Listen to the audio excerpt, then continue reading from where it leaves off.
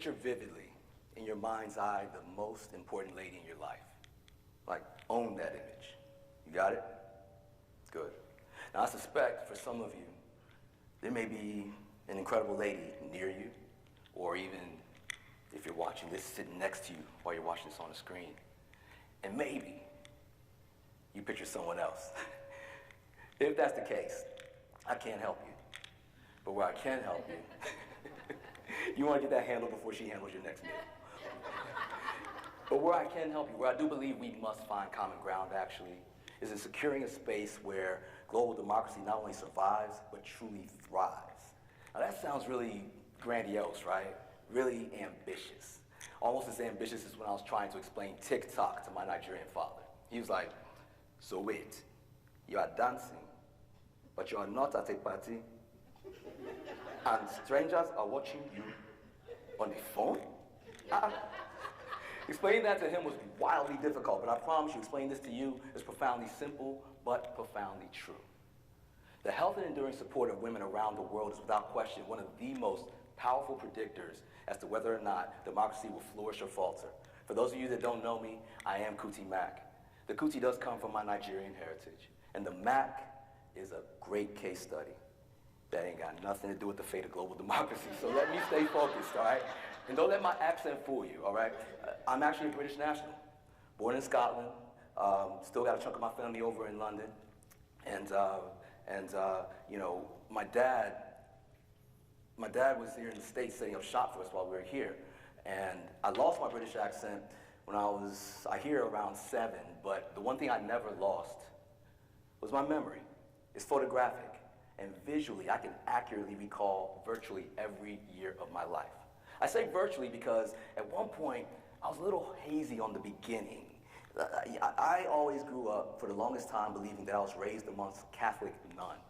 Yeah, I remember these women's faces vividly now.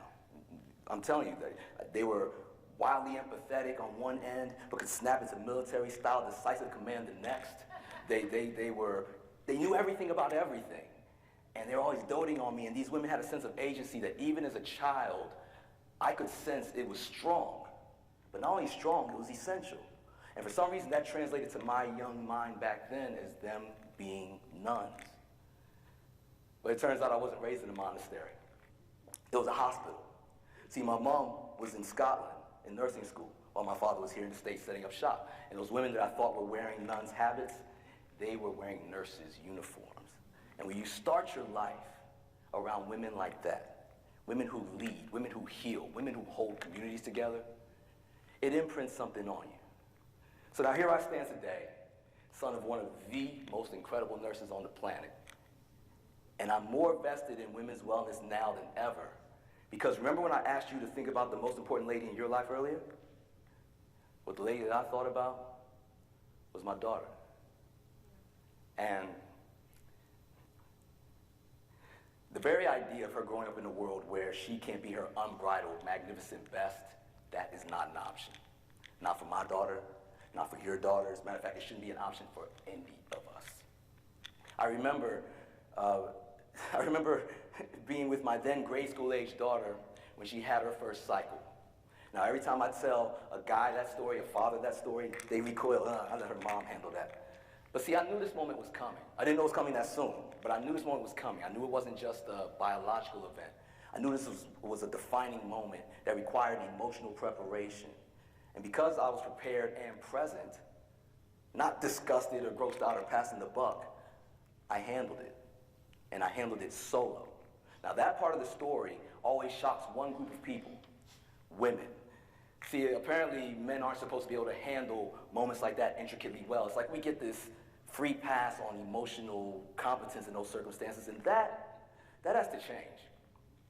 Now, speaking of change, there was a moment that changed profoundly how I saw not only the agency of women, but leadership. See, as a wellness strategist, I'm humbled by the fact that most of my clients tend to stick with me for years. We lock in and we get results. But there was this era where a lot of my longtime women clients weren't losing weight like they were used to. And if I had to be honest with you, around that same time, my own fitness results were getting kind of, And in that moment, the first question I tend to ask is, okay, what aren't you doing that you know I've already told you to do? And to a woman, each of these people separately said to me, I'm doing everything, Cootie. And the truth is, they were. Just like I was. Only this time, neither of us were getting the results we were used to getting. And in this paradox, I had two choices: fail or figure it out. Failing meant failing my clients, failing myself physically, and frankly, failing financially. And the one thing that I'm not about to let lose weight is my bank account. So I dialed in. I got focused. And I found something that was really simple but really true. And it was really profound. We were all in our 40s and 50s at the time, and we were all going through adult stage hormonal changes. So once I figured this out, I went to the science and I researched the natural remedies for adult hormonal changes. And once I cracked the code, I knew I had to share it. So I took a poll. I said, who wants to learn about how to push back against adult hormonal changes naturally? Now, every adult needs to know this. But only one group of people enthusiastically raised their hands: women. So there I was, me, one guy in a room full of women, leading a hormone health workshop course that I'd come up with. And I'm talking to these insightful, impactful, intelligent, incredible women about their bodies and about their hormones. And I'm not gonna lie, that first session, the skeptical tension was high. I mean, guys, think about it. How did it go the last time you tried to explain a woman's cycle to her? Ladies, how did it go the last time he tried to explain your hormones to you? That's what I thought. I felt like Drake at a Kendrick Lamar concert, but I immersed myself in the science and I was ready to drop some knowledge. But these women didn't come to be lectured to by me. Nah. They wanted a space where their truths could be heard, where their experiences could be validated. They didn't want some dude in a t-shirt just mansplaining information at them. And the crucial shift in energy occurred when I stopped being the expert in the room, and I did the most revolutionary thing a man could do in that situation. I listened. And we discovered an understanding that was far more powerful than any lecture I could have ever given. But let me step back from my personal experiences for a second and get on topic, and let's talk about our global landscape. As I mentioned before, I'm in my 50s. And the African nation of Rwanda back then, all I knew it to be about, and all I was ever raised to believe about that country was that it was known for one thing: genocide. Fast forward to today, and Rwanda is not only a travel destination, but per the World Health Organization, Rwanda is home to one of the most effective healthcare systems in all of Africa. And if you ask me, it's a model for the entire world. And you want to know why? Women. Currently, Rwanda's parliament reports that over 60% of its members are females. That's more women in parliament there than any other place on the planet. These women support localized decision making. And what that does is it empowers their communities to not only identify, but solve their own health challenges. And what that does is it builds civic trust from the ground up. It reminds me of when I was like 7, and my mom finally allowed me to help cook. I got so vested in our meals that by the time we were in middle school, by the time I was in middle school, I was the one person that the entire household depended on to cook dinner. That's some pretty slick parenting, right? When women are healthier and they're free from preventable health challenges, women can move across any sector of society at full strength. And when this happens, economic growth becomes a generational trend. Healthier women raise healthier kids who stay in school. And this breaks cycles of poverty, right? I mean, it's true. McKinsey, a global consultancy firm, unequivocally states that simply closing the women's health gap can unlock an astounding $1 trillion with a T, $1 trillion in global economic growth. That's not just a lot of money. Last time I checked, that's strategy. Investing in human potential with an undeniable result is simply smart. However, on the flip side, when we fail to prioritize women's health, the negative repercussions are staggering. Economically, whether it's women or the people that are important to them, when they fall ill, the women tend to have to handle it, right? That kind of lost time on the job costs everybody money. Educationally, girls and young women all around the world routinely either miss school or have to drop out entirely due to avoidable health challenges like finding proper sanitation facilities, or the tragic realities of marriage.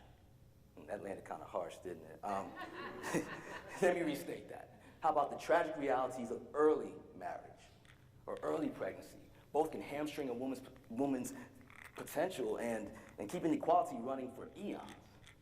And politically, listen, when women are burdened by unnecessary health challenges, their voices undoubtedly are going to be muted, right? I mean, trying to make the best democratic decisions while only listening to half of the room is like putting a yellow light on the highway for half of our population and then sitting in traffic wondering, why is it moving so slow? Ignoring women's health isn't a passive act. It's an active detriment to human progress, and it flies in the very face of the promise of democracy itself.